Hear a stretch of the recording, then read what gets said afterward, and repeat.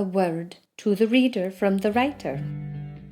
I like meeting people, and I love talking, and I always want to know how other people live and what they think. Quite simply, I have always wanted to know everything about everything. A tall order, as anyone will agree, but there are people like that. Not many, fortunately, or civilization might fall apart overnight.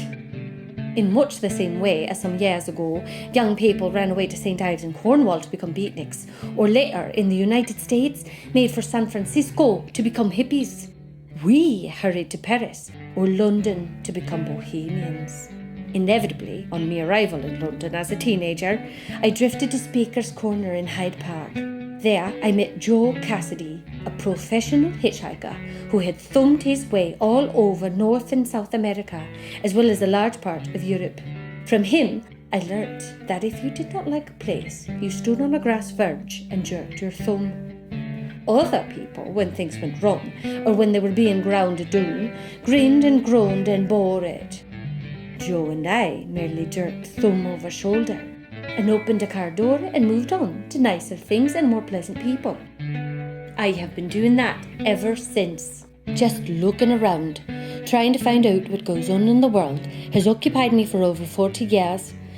In that pursuit, I have travelled hundreds of thousands of miles, hitchhiking in many lands. After all, hitchhiking is faster, easier, more comfortable, and definitely more pleasant than ordinary travel. People often ask me how many miles I have travelled. I do not know, or care. It should be borne in mind that I live on the road, have no home or fixed residence. No town or city dweller, no normal civilised person can understand what it means to live planless that way. Any city resident who tried to live as I do would be mad.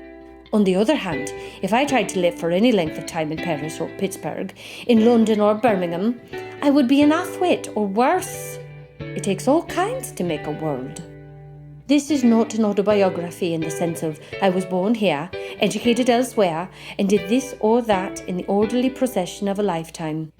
After all, the road is me home, and I have lived there for a very long time.